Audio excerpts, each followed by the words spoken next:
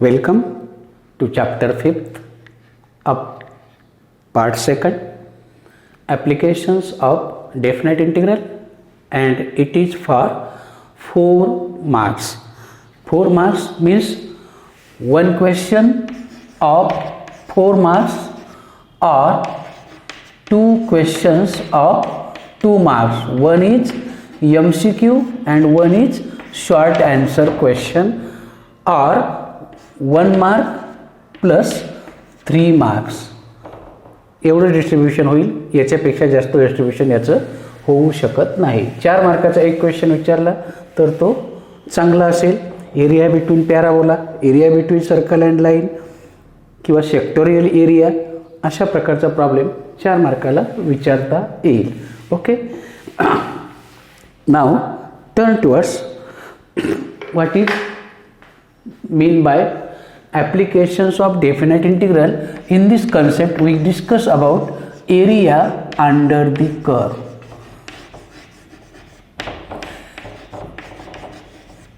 Area under the curve. Okay, area under the curve. Suppose this is our x axis, this is y axis, and this is a continuous curve on given interval, say a to b, it is unbreakable. Then this area under the curve, this is suppose equation of this curve is y equal to f of x. Then this area of shaded portion किंवा area under the curve y equal to f of x above x axis and the lines x equal to a and x equal to b. These are x equal to a, x equal to b. लाईनच्या below, ॲक्सिसच्या वरती, दोघांच्या मध्ये. This area is denoted by integration of. बघा, area दाखवण्यासाठी notation आहे. This area is denoted by integration of A to B F of X D X. A to B F of X D X. Area never be negative, म्हणून negative जरी आला तरी answer पॉझिटिव्हच घ्यायचं आणि जे answer येईल त्याच्या पुढे स्क्वेअर युनिट्स. हा एरिया काय येईल? Square units. हा एरिया येतो square units. Okay, then this is another curve. This is again X axis, this is Y axis, and this is a curve, say x equal to g of y. This is the equation of the curve. And about y axis, area of shaded region, area of shaded region about y axis, कुठून कुठपर्यंत? c पासून d पर्यंत. x y ॲक्सिसच्या positive डायरेक्शनला, कर्वच्या left डायरेक्शनला, दोघांच्या मध्ये जी ऑफ वाय. कोणता axis? About Y axis with respect to Y. हा एरिया. तिसरा कन्सेप्ट आहे बघा. काही कर्व अशा आहेत, या ट्रिग्नोमेट्रीमध्ये जनरली अशा कर्व येतील, साइन कॉस कर्व, आणि तुम्हाला हा एरिया शोधायचा आहे. सपोज ए ही कर्व एक्स ॲक्सिसला इंटरसेक्ट होते, त्या पॉईंटला सी मानू, आणि हा तुमचा पॉईंट आहे बी. हा एरिया कसा शोधायचा? ए टू बी मधला. मग काय करायचं? पहिल्यांदा वी फाइंड दिस एरिया. हा बिलो द कर्व आहे आणि बिलो द कर्व असल्यामुळे हा एरिया, बेसिक एरियाचा फॉर्म्युला आहे अबोव द ॲक्सिस. हा बिलो द ॲक्सिस आहे, म्हणून हा याला म्हणू आपण A1, ह्या एरियाला म्हणू A2. ओके, आणि मग integration of A to C. ही कर्व आहे, ही समजा आहे y equal to F of X. मग F of X D X plus integration of C2B F of X D X प्रॉपर्टीनुसार ॲडिशन करता येते, पण हा एरिया बिलो असल्यामुळे निगेटिव्ह येईल याचा आन्सर. म्हणून घेताना काय घ्यायचा, तो पॉझिटिव्ह घ्यायचा. एरिया निगेटिव्ह जरी आला तरी ॲन्सर घेताना मात्र एरिया नेव्हर बी निगेटिव्ह, म्हणून ॲन्सर आपण पॉझिटिव्हच घेणार आहोत. Okay, one more curve. See, these are two intersecting curves. This is y1 equal to f1x and y2 equal to f2x. Okay, ह्या दोन कर्व्स आहेत. मग आपल्याला एरिया बिटवीन द कर्व्स असं विचारलं. Area between the curves. जर area between the curves विचारला म्हणजे हा एरिया विचारला दोघांच्या मधला. कसा काढणार? रूल काय सांगतो, हे त्याचे लिमिट्स आहेत, म्हणजे हे पॉईंट ऑफ इंटरसेक्शन काढायचे, त्याच्यावरनं एक्स कोऑर्डिनेटच्या व्हॅल्यूज त्या आहेत. ओके, मग आता पहिल्यांदा आपण जो मोठा एरिया आहे ह्या कर्वच्या अंडरचा हा एरिया काढणार, मोठ्या कर्वच्या एरियाचा अंडर. ओके, मग area between the curve, area between given curves equal to, पहिल्यांदा काय काढला, एरिया अंडर कोणती कर्व आहे, ही कर्व आहे जिचं इक्वेशन आहे y1 इक्वल टू f1x. हा एरिया काढणार आणि ह्या एवढ्या एरियामधनं आपण काय करणार, नंतर ह्या कर्वचा एरिया हा एरिया आपण काढणार आणि तो काय करणार आपण नंतर पहिल्या एरियामधनं काय करणार, सबट्रॅक्ट करणार. म्हणजेच काय मिळेल आपल्याला, दोघांच्या मधला एरिया मिळेल. हा दोघांच्या मधला एरिया मिळेल. Minus area under y2 equal to f2x. y2 equal to f2x. बघा, area between the given curve equal to पहिल्या कर्वच्या अंडर एरिया मायनस दुसऱ्या कर्वच्या अंडर एरिया, y1चा एरिया मायनस y2चा एरिया, आणि दोघांची सबट्रॅक्शन केली की तुम्हाला जो मिळतो तो दोघांच्या मधला एरिया. असा हा प्रॉब्लेम आहे. ओके, लिमिट दिलेले नसतील तर त्या दोन कर्वचे इक्वेशन सॉल्व करा, तुम्हाला पॉईंट ऑफ इंटरसेक्शन मिळतील, त्याच्यावरनं एक्स कोऑर्डिनेट हे तुमचे लिमिट असतील एक्स ॲक्सिससाठी. ओके, वाय ॲक्सिससाठी घ्यायचं असेल तर वाय हे तुमचे लिमिट असतील. अपटील एनी प्रॉब्लेम? ओके, एक्झाम्पल बघूया, म्हणजे तुमच्या काही शंका असतील तर त्या सॉल्व होतील.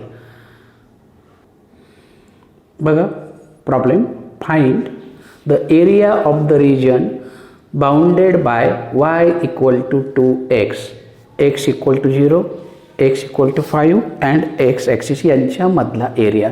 y equal to 2x, y equal to 2x is the equation of the line passing through origin. y equal to mx ही लाईन ओरिजिनमधून जाते. This is the equation of your line.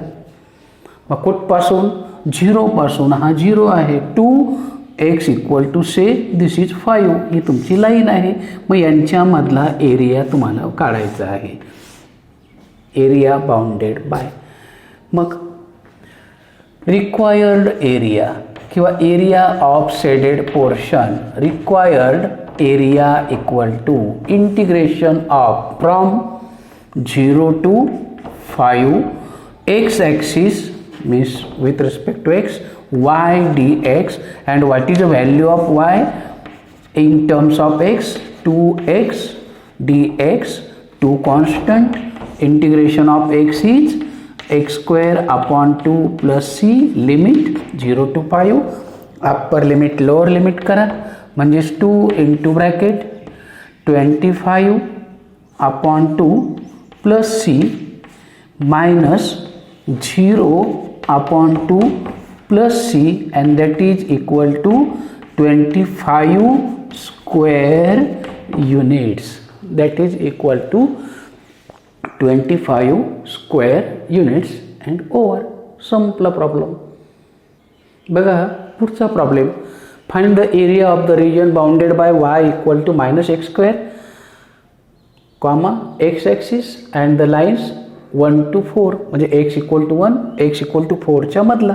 Okay, आता हा figure कसला आहे, y equal to minus X square, म्हणजेच X square equal to Y. हा कसा आहे, पॅराबोला आहे.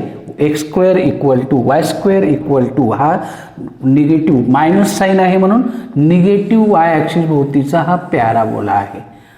हा याचं इक्वेशन असतं X square equal to minus 4by. आपल्याकडे फक्त काय आहे, मायनस वाय आहे. हा तुमचा पॅराबोला आहे. नंतर एक्स इक्वल टू, समजा इथं तुमचा 1 आहे, इथं तुमचा 4 आहे, तर X equal to 1 to X equal to 4, समजा हा पॅराबोला असा असेल. ओके, एक्सटेंडेड पार्ट असतो, हा तुमचा पॅराबोला आहे. तर आपल्याला कोणता, 1 पासून तर 4 पर्यंतचा एरिया, एवढा एरिया विचारलेला आहे पॅराबोलाचा. आणि मग कोणता ॲक्सिस आहे, पुन्हाही एक्स ॲक्सिस आहे. आणि म्हणून रिक्वायर्ड एरिया इक्वल टू, आता तो कुठं आहे, ॲक्सिसच्या बिलो आहे. मग ॲक्सिसच्या बिलो असेल तर मॉड घ्यायचा. कुठून कुठपर्यंत, 1 पासून 4 पर्यंत.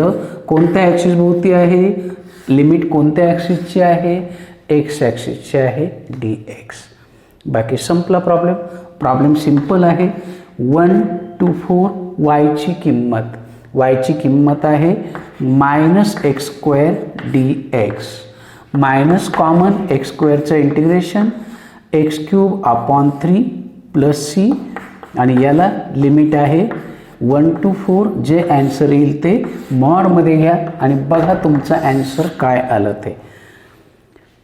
मायनस 4चा cube minus 64 upon 3 plus C minus 1 upon 3 plus C, upper limit minus lower limit, and that is equal to. किती आलं तुमचा ॲन्सर, किती येईल बघा. Yes, upper limit minus lower limit. Mod of minus 64 upon 3 minus plus 1 upon 3, and that is equal to mod of minus 63 upon 3, which is equal to mod of minus 21, means plus 21 square units, because area never be negative. आणि असा हा तुमचा निगेटिव्हचा problem. Negative जरी आला तरी घेताना पॉझिटिव्हच घ्यायचा असतो. ओके, पुढचा प्रॉब्लेम बघा. x equal to 0, x equal to 5, y equal to 0, y equal to 4, and x axis काय आहे ते. Just draw the figure. Let us check. This is x axis, this is y axis. x equal to, equation of x axis is y equal to 0, equation of y axis is x equal to 0. This is the origin. X equal to 5, say this is a point 5 0, and therefore line passing through it, this is nothing but x equal to 5. Y equal to 4, this is a distance. Suppose this point 0 4 हा तुमचा point आहे आणि याचं equation येईल y equal to 4. म्हणजे तुम्हाला कोणाचा area काढायचा माहिती आहे, ह्या रेक्टँगलचा एरिया काढायचा आहे. हा रेक्टँगलचा एरिया, आता लेंथ इंटू हाईट आहे, पण आपल्याला इंटिग्रेशनच्या सहाय्याने काढायचं आहे. मग आपण काय करू, ह्या पॉईंटचे कॉर्डिनेट बघा. ओचा कॉर्डिनेट काय येईल 0 0, हा पॉईंट घेऊ आपण ए, याचा कॉर्डिनेट 5 0. ओके, हा घेतला बी 0 4, कारण हे डिस्टन्स 4 आहे. मग या पॉईंटचे कॉर्डिनेट काय येतील, एक्स कॉर्डिनेट येईल 5 आणि वाय कॉर्डिनेट येईल 4. M I correct. ओके, काय म्हणता येईल, given lines for a rectangle. दिलेल्या लाईनपासून काय मिळालं आपल्याला, rectangle O A C B, where त्यांचे कॉर्डिनेट्स माहिती आहे तुम्हाला. व्हेअर ओ ओरिजिन आहे, ए 5 0 आहे, सी 5 4 आहे, तर बी 0 4 आहे. असे हे रेक्टँगल आणि त्याचे कोऑर्डिनेट. मग आपण काय करू, एक हा डायगोनल शोधू पहिल्यांदा. आणि therefore equation of diagonal OC. ही एक लाईन आहे आणि O माहिती आहे, C माहिती आहे. मग 2 पॉईंट फॉर्म कोणता, x minus x1 upon x2 minus x1 equal to y minus y1 upon y2 minus y1. हा फॉर्म्युला आहे. हा तुमचा x1 y1 आहे, हा तुमचा x2 y2 आहे. जर व्हॅल्यू टाकलं तर काय होईल, x मायनस x1 म्हणजे 0, x2 5 minus 0 equal to y minus y1 0, y2 4 minus 0. याच्यावरनं काय शिल्लक राहील तुमचं, x upon 5 equal to y upon 4. आपण yची किंमत काढतो याच्यावरनं, म्हणजेच 4x अपॉन 5 ही yची किंमत झाली. ओके. आता आपल्याला बघा रूलनुसार कोणता एरिया मिळतो, फक्त बिलो द कर्व. आपल्याला पूर्ण पाहिजे, मग हा एरिया फक्त अर्धा आहे. आपल्या रूलनुसार फक्त कोणता एरिया मिळेल, येथून खालचाच हाच एरिया मिळतो. मग आपल्याला याच्या दुप्पट करायचं आहे. And therefore required area equal to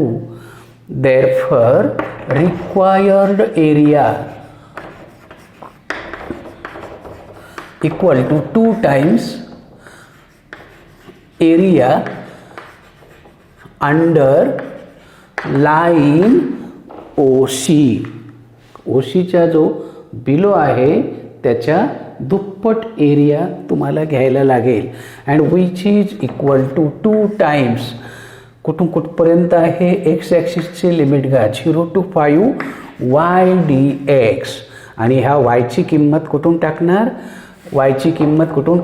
which is equal to 2 times 0 to 5 yची किंमत 4x upon 5 with respect to x, which is equal to 2 constant 4 upon 5 constant म्हणजे 8 अपॉन 5 आणि एक्सचं इंटिग्रेशन x² 2 + c त्याला लिमिट द्या.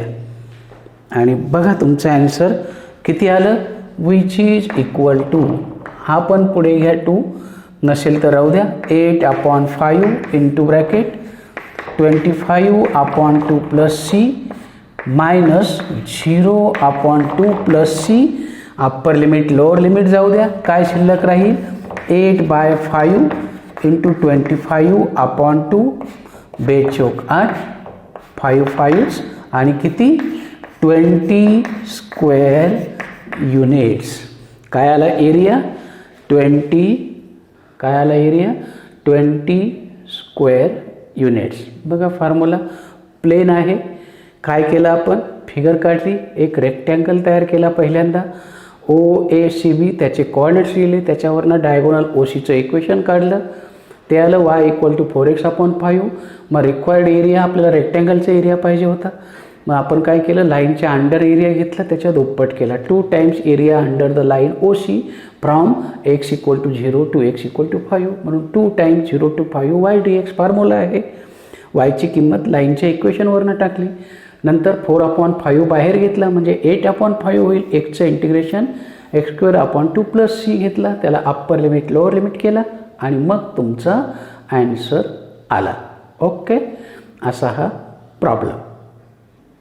बघा problem, find the area of the region bounded by y equal to √16 - x², x equal to 0, x equal to 4 and x axis हे सर्कलचं equation आहे. जर square केला तर काय होईल, तुम्हाला स्क्वेअर केला तर काय मिळेल, y² इक्वल टू 16 - x². म्हणजेच हा काय आहे, स्टँडर्ड सर्कल आहे. x² + y² equal to r², ज्याचा सेंटर ओरिजिनला असतो असा सर्कल हा आहे. हा 0 to 4 हा लिमिट आहे. आणि मग तुम्हाला 0 to 4 मधलं या पहिल्या क्वाड्रंटमधला जो एरिया आहे हा तुम्हाला विचारलेला आहे. मग required area formula, required area equal to कुठून कुठपर्यंत पाहिजे, 0 to 4 y dx. परंतु yची किंमत काय दिलेली आहे, 0 to 4 under root of 16 minus x square dx. Am I correct? इथपर्यंत काही शंका? 16 minus x square. Again 16 is a square of 16 कुणाचा स्क्वेअर आहे? 4चा. 4 square minus x square dx. Am I correct? Am I correct? आणि याच्यासाठी आपल्याकडे formula आहे पुढचा. कोणता? हा फॉर्म्युला आहे integration of root of A square minus X square D X. कोणता? X upon 2 into under root of A square minus X square plus A square upon 2 sine inverse X upon A plus C. हा तुमचा formula आहे. Okay. मग आता या फॉर्म्युल्यानुसार आपल्याला फक्त किमती टाकायच्या आहे and that is equal to M X upon 2 into under root of A square minus X square plus A square म्हणजे 16 upon 2 sine inverse X upon A म्हणजे 4 प्लस सी आणि याला लिमिट आहे 0 to 4. ओके. आता फक्त formula आहे तसाच वापरला. ए ऐवजी 4 आहे. बाकी कुठलाही चेंज नाही. द्या टाकून अप्पर लिमिट. मग 4 upon 2 under root of 4 square minus 4 square plus 8 sine inverse 4 upon 4 plus C. हे झालं upper limit minus lower limit 0 upon 2 under root of 4 square minus 0 square plus 8 times sine inverse 0 plus C. हा part 4 square minus 4 square 0 sine inverse 0 0 0 into something 0 म्हणजेच काय राहिला 4 upon 2 2 पण हा part 0 into something 2 into 0 plus 8 times sine inverse 1 plus C minus C गेला minus 0 हा पण 0 आणि म्हणून 8 into sine inverse 1. Sine inverse 1ची किंमत आहे 1 किंमत साईनच्या कोणत्या अँगलला आहे 90 म्हणजे π/2 आणि म्हणून तुमचं आन्सर आलं 4 पाय स्क्वेअर युनिट्स. काय आन्सर आलं 4 पाय स्क्वेअर युनिट्स. आणि असा हा सिम्पलचा प्रॉब्लेम. संपला प्रॉब्लेम. ओके. अशा प्रकारचे बरेच प्रॉब्लेम्स आहे. We take in next session.